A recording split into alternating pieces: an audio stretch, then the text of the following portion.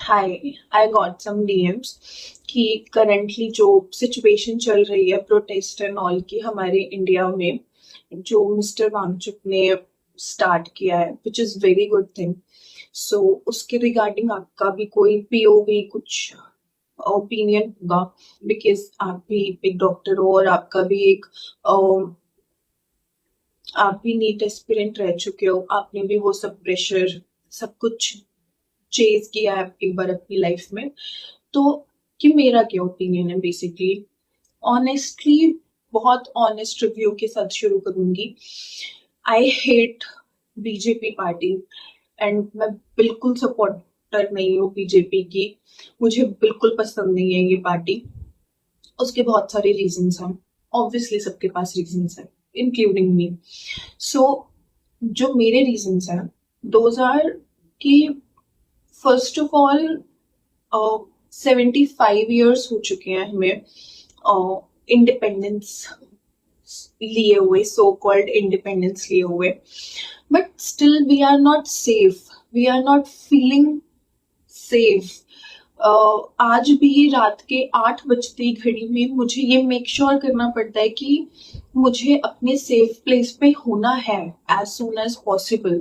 और अगर लेट हो गया है तो I have to call somebody that please pick me up because it's too late to go somewhere alone or something। कहीं भी जाने के लिए I am dependent on someone, या फिर I am dependent on time, at least I have to bother someone। तो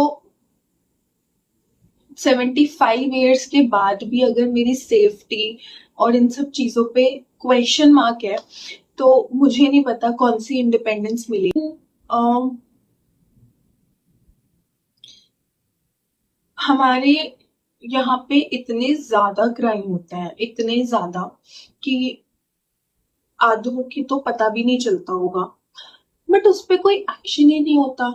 थोड़े 2 दिन का कैंडल मार्च, 4 दिन का मातम, 5वें दिन सिर्फ जो विक्टिम होते हैं और उसकी फैमिली बस वही सफर कर रहे होते हैं थ्रू आउट। उसके बाद किसी को कोई लेना देना नहीं है।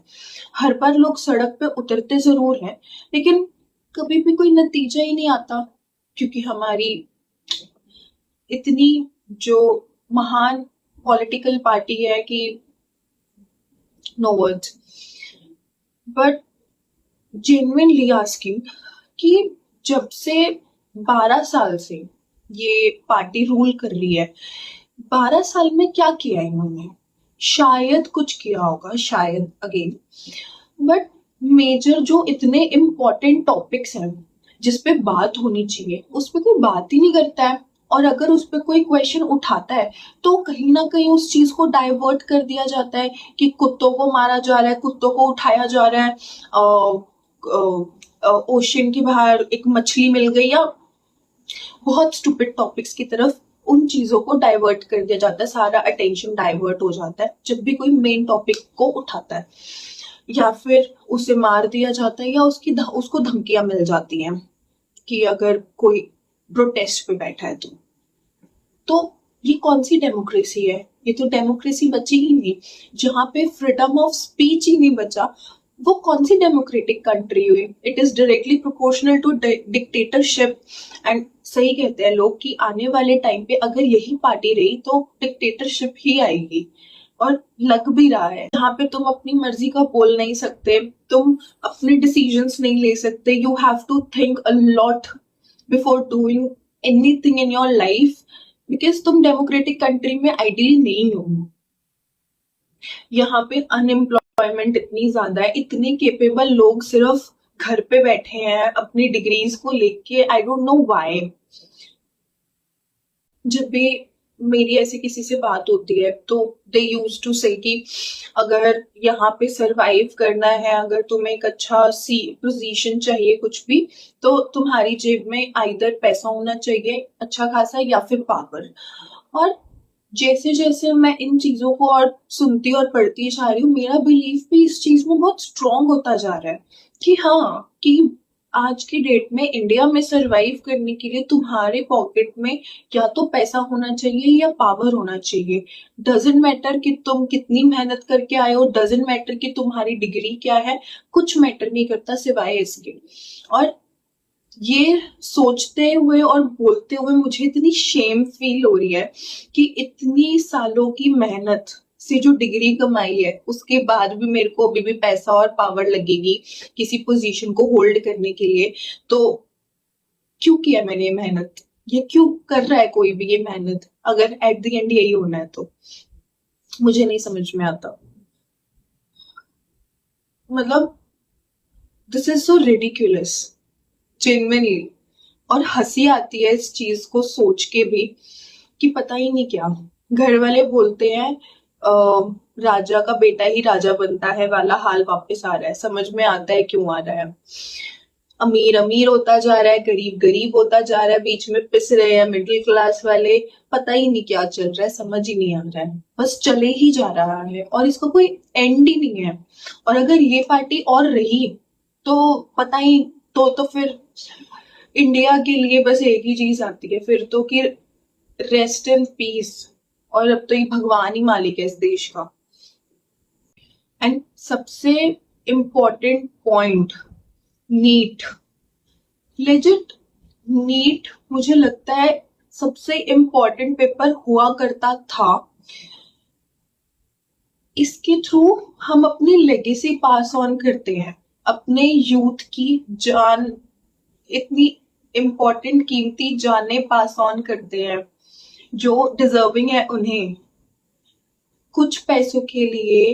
अब उसकी कोई वैल्यू नहीं रही है कि तुम पैसों के लिए किसी भी नॉन डिजर्विंग बच्चे को क्वालिफाई कर रहे हो, उसके हाथ में इस यूथ की इतनी प्रेशियस जान दे रहे हो। क्या गारंटी है कि वो उसको बचा लेगा? कोई आंसरेबल ही नहीं है क्योंकि कोई क्वेश्चन पूछने वाला ही नहीं है। आइडियली अगर किसी की जान चली जाती है या कुछ भी मिसहैप होती है तो you are answerable to that at least. और अगर तुम उस चीज में फॉल्टी निकलते हो तो वो एक पनिशेबल ऑफेंस है। बट हमारे इंडिया में तो ये सब है ही नहीं दूर दूर तक। फॉरेन में लोगों के लाइसेंस कैंसिल हो जाते हैं, यहाँ पे तो कोई आंसर भी देने लायक नहीं है क्योंकि कोई पूछने वाला ही नहीं है। और कोई पूछता है तो उसकी आवाज दबा दी जाती है क्योंकि यहाँ तो फ्रीडम ऑफ स्पीच ही नहीं बचा ना। इतने सारे पेपर होते हैं इंडिया में, NEET, CA, IPS, army, cops, ये वो, बैंक्स, हर एक चीज के लिए। तो जो इतना इम्पोर्टेंट चीज है कि तुम अपना देश किसी के हाथों में दे रहे हो, उसके लिए कोई पेपर नहीं है, उसके लिए कोई क्वालिफिकेशंस मैटर नहीं करती। ऐसे ही कोई रोड से उठ के कुर्सी पे बैठ जाएगा और फिर पूरी इंडिया को रूल करेगा, और रूल भी वो क्या ही करे, डिक्टेट करेगा। और कोई उनको क्वेश्चन भी नहीं करता है। अभी जो रिसेंटली इलेक्शंस हुए थे 1-1.5 साल पहले, उस टाइम पे सबने बोला कि बीजेपी नहीं आएगी वापस, कि किसी ने बीजेपी को वोट नहीं दिया है। But I am surprise to know कि बीजेपी ही रूल कर रही है अभी भी। How, when, I don't know कैसे क्या हुआ, किसी ने क्वेश्चन भी नहीं किया। सबके मन में क्वेश्चन था कि ये कैसे हुआ, बट ना किसी को जवाब मिला। और आज की डेट में जो हमारा यूथ सड़कों पे उतरा हुआ है कि they want resignation from that party, कि वो नहीं डिजर्व करते कि उनके हाथों में हमारा इंडिया हो, वो उस चेयर पे बैठे, मैं बिल्कुल सपोर्ट में हूँ और मैं बिल्कुल इस चीज के फेवर में हूँ कि I also want that resignation. मैं नहीं सपोर्ट करती कि वो पार्टी इस इंडिया को रूल करे क्योंकि वो बिल्कुल डिजर्विंग नहीं है, बिल्कुल केपेबल नहीं है। हमारे इंडिया में बहुत केपेबल लोग हैं, बहुत ज्यादा पढ़े लिखे एजुकेटेड लोग हैं जिनके हाथों में हमारा इंडिया होना चाहिए, जो लोग चेयर पे होने चाहिए ताकि इंडिया जेन्युइनली डेमोक्रेसी और डेवलपमेंट की तरफ जाए, ना कि डिग्रेडेशन और डिक्टेटरशिप की तरफ। सो या, आई सपोर्ट मिस्टर वांगचुक।